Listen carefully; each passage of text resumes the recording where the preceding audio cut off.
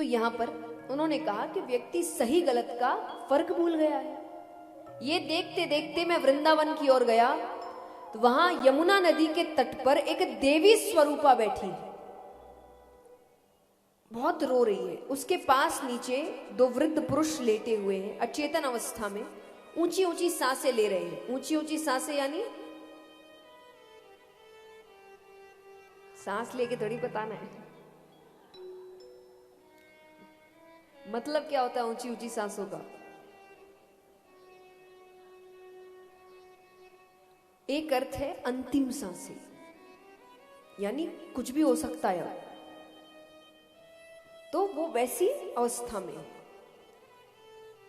और कोई उनकी सहायता नहीं कर रहा।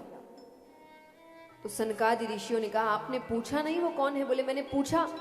तो उसने कहा मेरा नाम भक्ति है। कौन हूं मैं? भक्ति। ये पुरुष कौन है? लो, ये मेरे पुत्र हैं, ज्ञान और वैराग्य। तो विस्तार में बताती है कि मेरा जन्म दक्षिण भारत में हुआ, कर्नाटक में मेरा परिपालन हुआ, वहां मैंने यौवन अवस्था प्राप्त की, लेकिन गुजरात आते आते मैं वृद्ध हो गई। देखिए दक्षिण भारत में उस वक्त बड़े बड़े ऋषिगण हुए जिन्होंने पूरा जीवन ही भक्ति के प्रचार प्रसार में लगा दिया। कर्नाटक में परिपालन हुआ, वहां यौवन अवस्था प्राप्त की, जहां चार विचार शुद्ध होते हैं वहां भक्ति आती है। आज भी वहां कई भक्त हैं जो नियम अनुसार निर्जला एकादशी का व्रत करते हैं। गुजरात में भक्ति वृद्ध हो गई। उस वक्त गुजरात में बिल्कुल भक्ति नहीं थी, बिल्कुल नहीं। माने स्थिति ऐसी कि किसी के सर पे टीका लगा भी देख लेते तो पूरा गांव काम काज छोड़कर कहता कि पहले इसको बाहर निकालो। ऐसी परिस्थिति थी। उस वक्त गुजरात में एक भक्त हुए नरसी मेहता। मुझे नहीं पता यहां कितनों को पता है,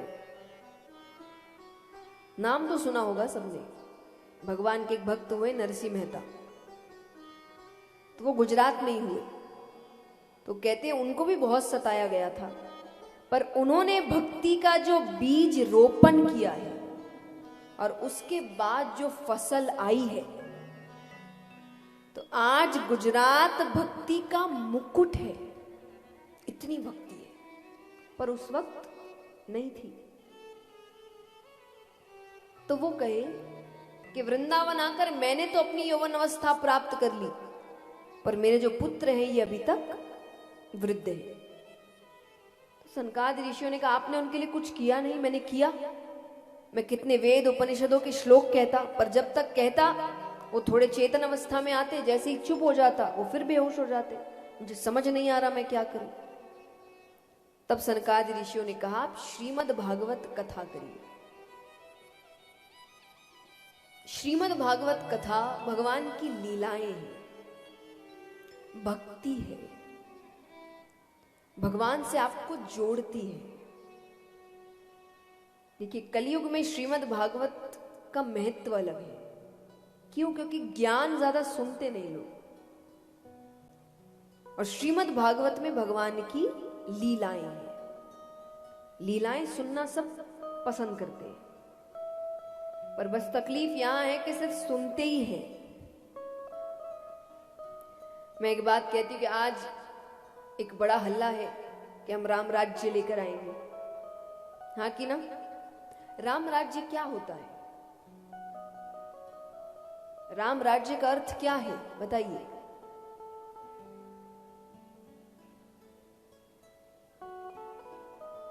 बताओ। बोलते तो हम सब है, सुन के भी अच्छा लगता है। कोई कह दे आपको राम राज्य चाहिए, हम कहेंगे हाँ, मतलब क्या है?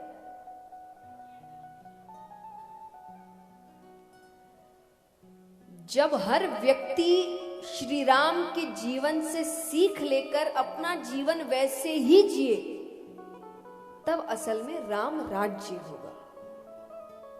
उनकी प्रजा वैसी थी, इसलिए कहा जाता था राम राज्य है। तो सिर्फ कहने से कुछ होने वाला हमको वो सीख जीवन में उतारनी पड़ेगी। और आज आप रामायण पढ़ते हैं, आपको तो देखिए हर पात्र कुछ सिखा रहा है। बेटा कैसा हो, भाई कैसा हो, पत्नी कैसी हो, पिता कैसे हो, माता कैसी हो, यहां तक के शत्रु भी कैसा हो। शत्रुता भी अगर आपको किसी के साथ निभानी है तो कैसे निभानी है, ये तक सिखाया जा रहा है। इसको ग्रहण करना पड़ता है। सिर्फ सुनने से क्या फायदा जब करना कुछ है नहीं।